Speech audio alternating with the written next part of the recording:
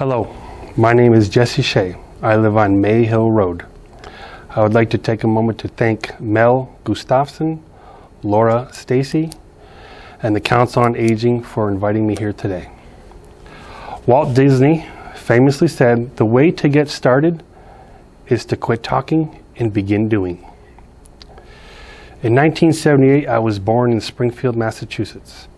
I spent most of my adolescent life on Belanger Ave in Three Rivers.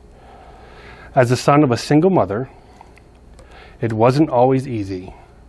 Mom had a tough time raising two boys. Things were quite precocious. Luckily, my father was in the picture. He taught me by example in life. Some of those examples I have followed, and some I have shunned. As a precarious youth, I spent many years learning through experience, not always in the most exceptional ways. One thing was for sure, I wanted to get as much out of life as possible. In 1993, my life changed for the better. I was accepted to Pathfinder Regional Vocational Technical High School. This helped me refocus my energies on growing my mind as a young teen. Any Pathfinder alumni can tell you, halfway through your freshman year, you pick out your shop. After months of trying out different disciplines and working hard, I chose ornamental horticulture because I enjoy nature and being outside. That turned out to be the third smartest decision I ever made. As fate would have it, a young Monson native was in that shop. Her name was Elizabeth Gendron. And I knew we were meant to be together from the instant we met. For the next 18 months, I began the time-honored tradition of courting. I was one of the first kids in my shop to get a driver's license. It took me 5 times at the DMV before I succeeded, but I was determined to succeed. Soon I had enough money for a car, and I began giving fellow students rides home. One of my friends lived in Belchertown, and Liz in Monson. So naturally, I brought the first friend to Belchertown as to get the maximum amount of time with Liz.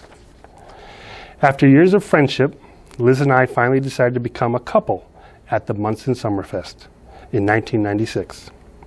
It took persistence and dedication to get to this point, but I knew where my heart was, and I was going to give it up. I wasn't going to give up on my dreams. My relationship with Liz led me to get my priorities straight and really started to comprehend what I, as a young man, was destined to do. Soon, we graduated together and went on our first trip to Washington State. We visited my Aunt Donna and Uncle Duke, who were stationed at Fort Lewis. For those of you not familiar, Fort Lewis is the Army base located in Tacoma. It is home to 2nd Infantry Division and I Corps. There I was introduced to the Army. Suffice to say, I was hooked and vividly remember wanting to drive tanks. Shortly, I contacted a recruiter and left for Fort Benning, Georgia on September 11th, 1998. To this day, I have never driven a tank. I came home on leave a few months later and proposed to Liz. On St. Patrick's Day, 2000, we had our wedding in Monson Memorial Hall and began our journey as husband and wife. For 10 solid years through war and peace, I was in the infantry as a frontline soldier. Out of 241 months of service, I spent 30 months in an active combat zone. The other rest of my time in the Army was spent in various units all around the world, from South Korea to Germany. I got to see the world and how many different cultures live. Each year around Christmas, we would come home to Monson, to Liz's parents on Stafford Hollow Road. The place continued to feel like home. I had the honor of recruiting young soldiers into the Army between 2006 and 2009. Recruiting during an active war is very difficult. And the Army asked, more appropriately, they ordered me to enlist 70 people in a 3-year time. Over the next 3 years, I only enlisted 22 soldiers because I felt it was more important not to lie and embellish the good stuff. I refused to sacrifice my morals, and to this day I sleep well knowing every one of those soldiers knew exactly what they were getting into when they joined the Army. During this time, I volunteered at the Monson Fire Department and had the honor of taking orders from Lieutenant Bousquet, Lieutenant Chafee, Lieutenant Martin, Deputy Miller, and Chief Harris. In September of 2008, the United States Army awarded me the Military Outstanding Volunteer Service Medal. State Senator Stephen M. Brewer presented me with an official citation. My wife and children and extended family were on hand to support and congratulate me. I have the utmost respect for our first responders because I have been one.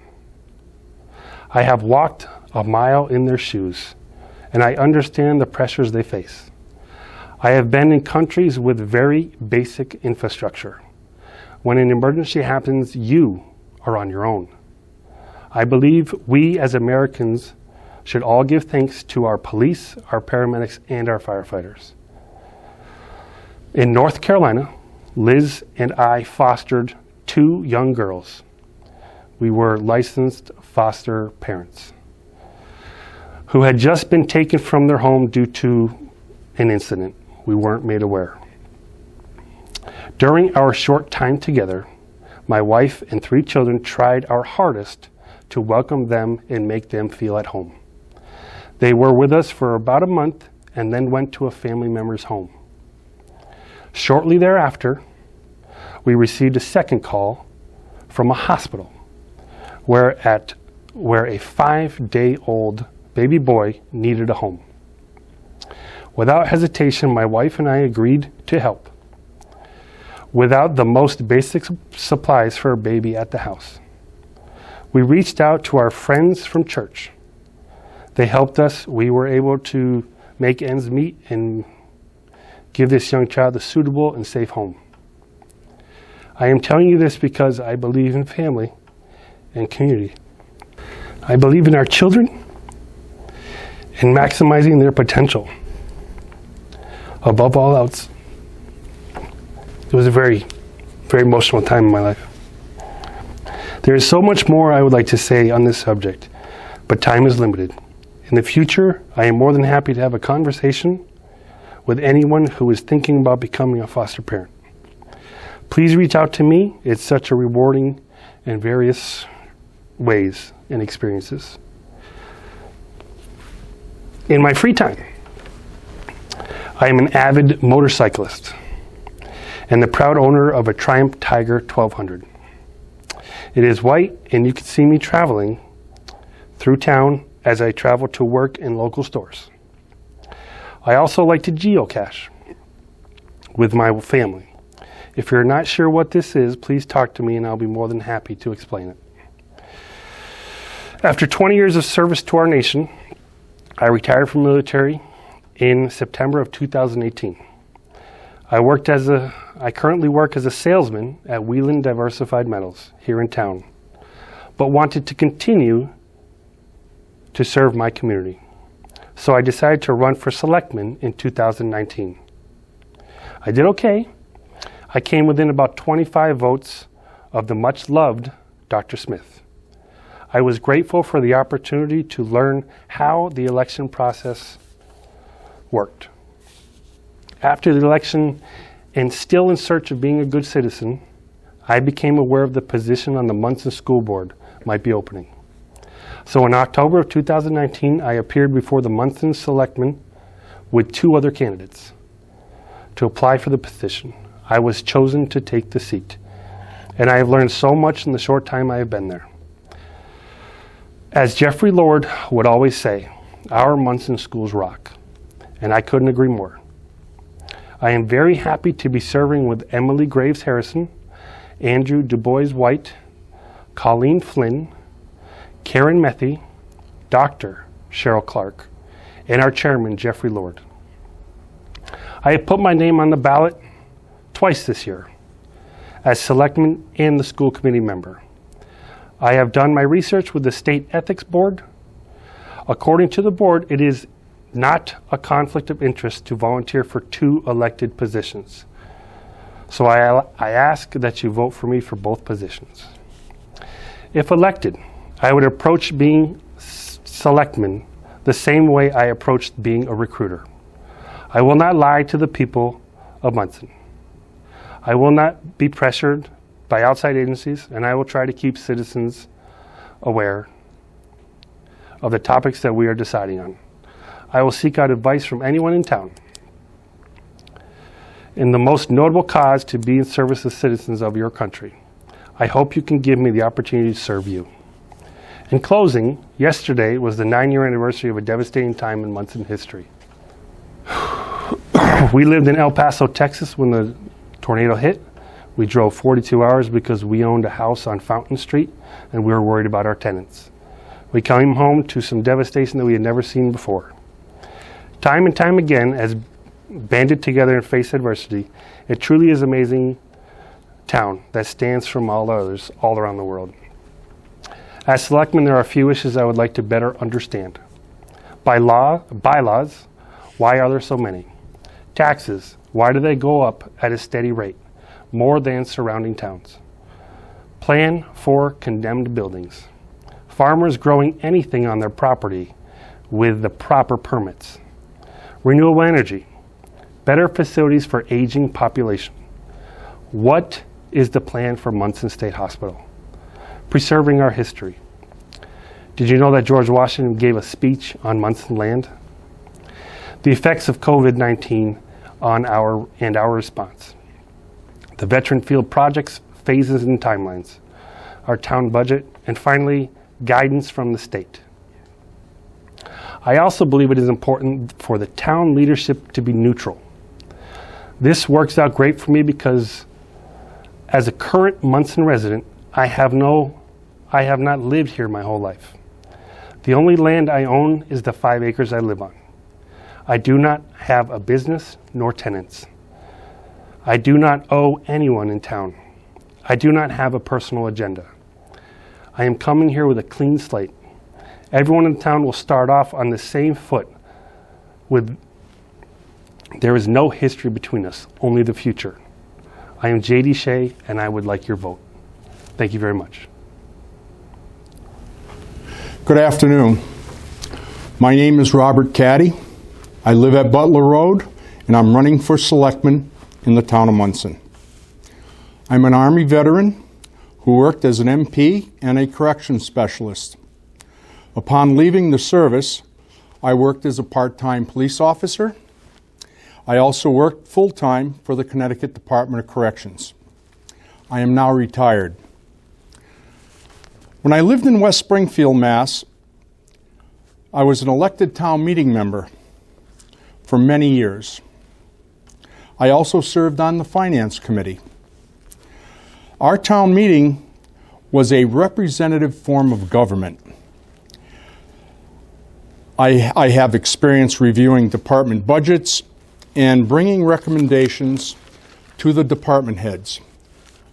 This experience the other candidates running for selectmen don't have. I moved to Monson 18 years ago. I decided to run for selectman because John Morrell decided not to. I felt I could step into his slot and pretty much do what John has been doing for many years, working for the people of Monson. While living in Monson, I put a petition forward to the Board of Selectmen called the Private Policy Protection Act of 2007, which is a bylaw which protects people from having the town take their property by eminent domain to increase the tax base.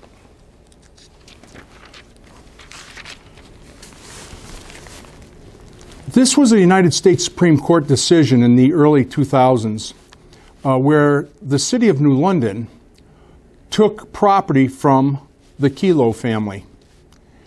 And by doing so, the family went to court, and it went all the way to the United States Supreme Court. Unfortunately, the United States Supreme Court made a decision in favor of New London, and the property was then seized. After seeing this, I said to myself, I think it's time that I look into it, because if it could happen there, it could happen here. So after discussing this with one of the assistant attorney generals, I was told the city of Scituate on the shore put together a petition to stop this from happening in their town. So after discussing this with the petitioner, I decided to put this forward for the people in Monson. And the Board of Selectmen brought it to town meeting, and it passed. And now we have protection. A few years ago, I petitioned the Board of Selectmen to lower the speed limit on Butler Road.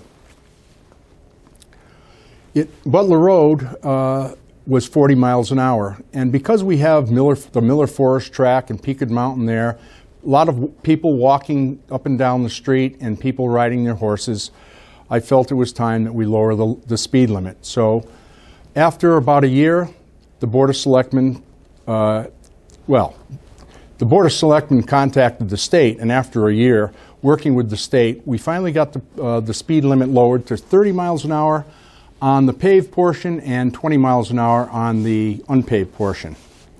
I have attended many selectmen's meetings, planning board meetings, and town meetings, and have spoken in favor and not in favor of many issues that have faced our community. As I said before, I'm retired, and I have plenty of time that I can put to the side for the people of Monson and work for you. Right now we're going through rough times, very rough times. This won't be easy, but with my experience in town government for over 30 years, I will get us through these troubled times. Next year's budget, we will see a 30% decrease in aid from the state. This is approximately $500,000. Some programs that have been discussed may have to be put on hold. Spending cuts in departments will take place. We will do everything possible to avoid layoffs. I will work with you, the people of Monson, to try to make this as easy as possible. Mr. Shea stated he will do more for seniors. You know, it's nice to say these things, but right now, this can't happen because we don't have the money in the budget. But I want to see the seniors maintain the programs that they have, and will work very hard to maintain these.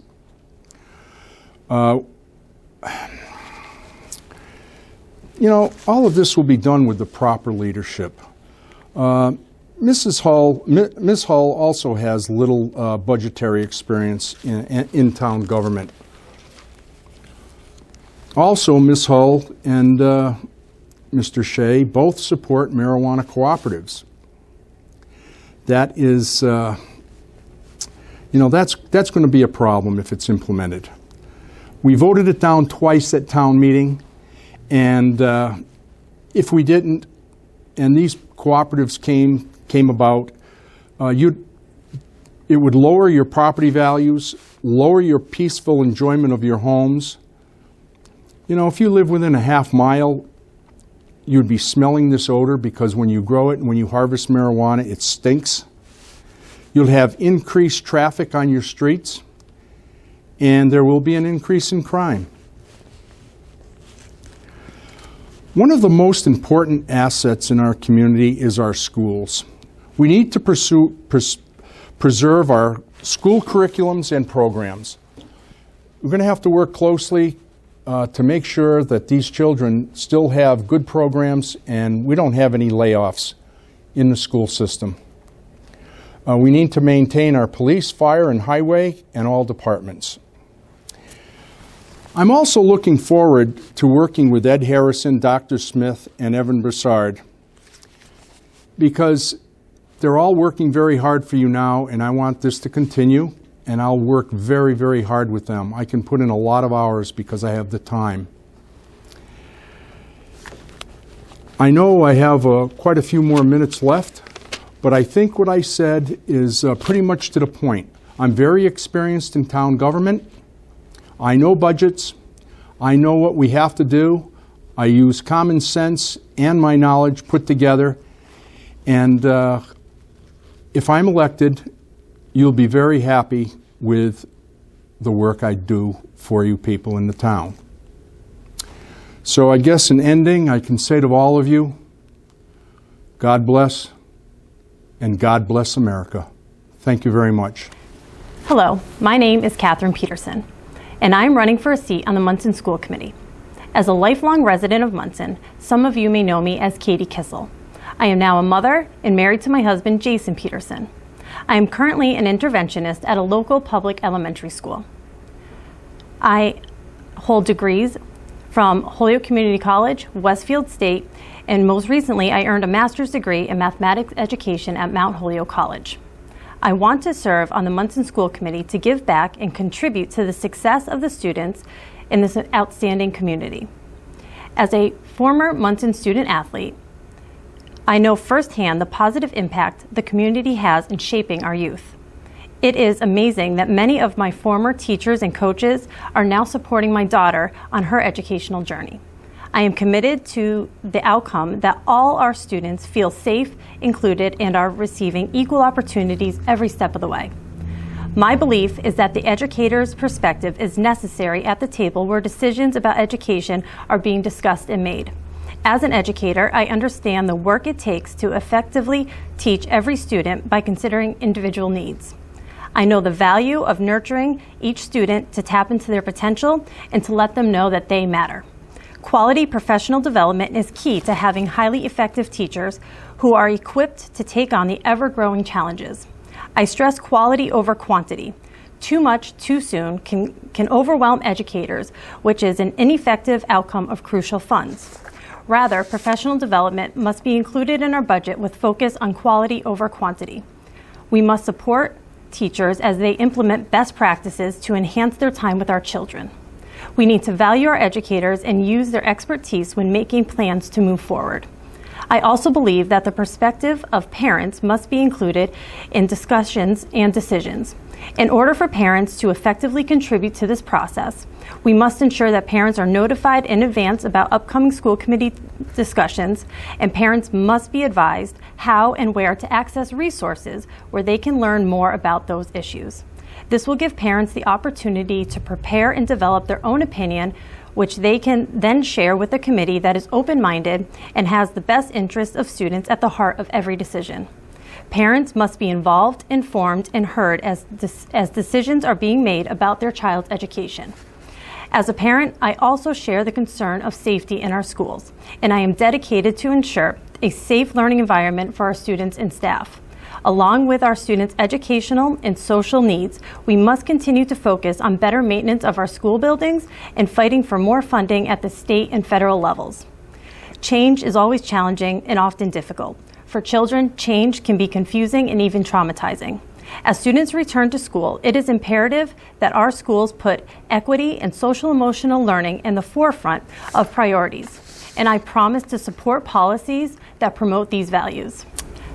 Our small, tight-knit community is strong and full of people who care about educational and social success for our children.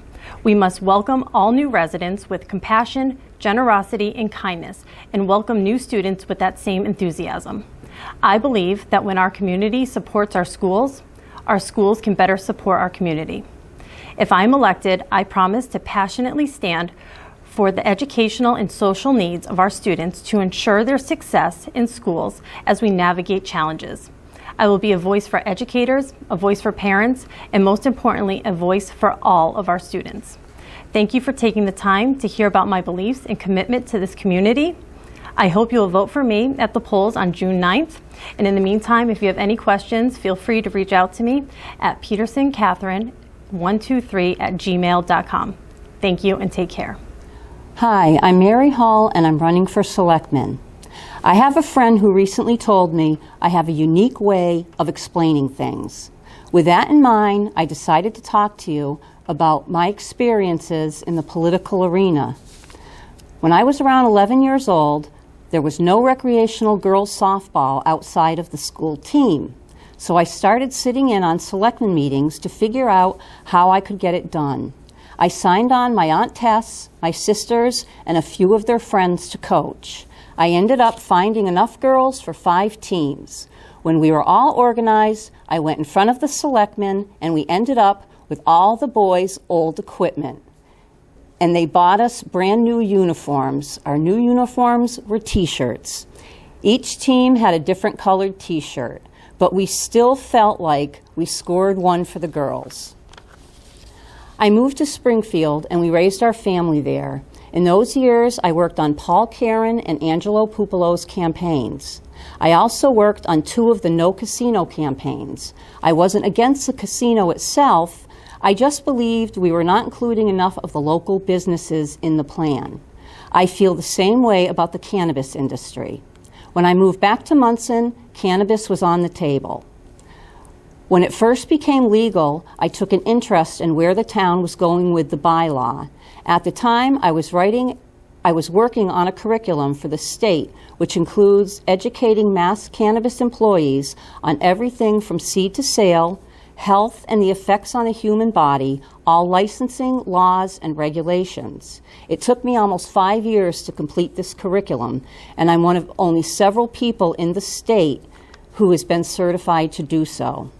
I have faith that we can put something together that will be agreeable to most people. And I see no reason to duplicate another town's bylaw in this instance because legal cannabis is new to the state, so there's no successful template to follow. I am in my 3rd year with the Board of Health. My pet project has been our swap shack. I was hoping to have a little more fun with it this season, but for obvious reasons that may not happen. I just joined Monson Speaks on Facebook. I don't really do the Facebook, but I'm trying to. If I don't friend you, don't take it personally. I don't friend anyone. I'm not convinced I like it enough yet to do that. I did, however, use it to get together with 5 of Monson's finest citizens to have the world's smallest, most awesome Memorial Day car parade. It was silly, but we had a lot of fun. And last, on May 6 this year, the governor issued Emergency Order Number 31. It requires that citizens cover their face with a mask or cloth in certain situations. The state recommended that each town's Board of Health appoint their police officers as agents of public health to act for them involving incidents mask-related. Most areas in Massachusetts did appoint their police to do this. I strongly opposed this. I quickly found the support was not there from most of our community. I voiced this opinion at several meetings. With the community's support, we were able to take it off the table. Our town administrator then suggested that I should take all mask-related calls. I've been glad to do it. I believe Monson citizens can get through this without putting our police department in that position. I'm glad to say all calls have gone very well. I, however, did not enjoy going to River Hollow to inform them that the state wanted them to shut down. We were told we had erroneously given permission for them to open early. Erroneously means in a mistaken way or incorrectly. I take offense to that. Tony and Rosa from River Hollow came forward with a smart, safe plan to open. The country club was open, so we interpreted the state's loosely written Phase 1 guidelines to include them. I feel the state should have had more faith in our decision. So these are some examples of how I politic. I can't tell you where I might stand on future issues because I believe most situations are not as simple as black and white. Thank you for taking the time to listen. And I would be honored if you let me be a voice for you on our Board of Selectmen.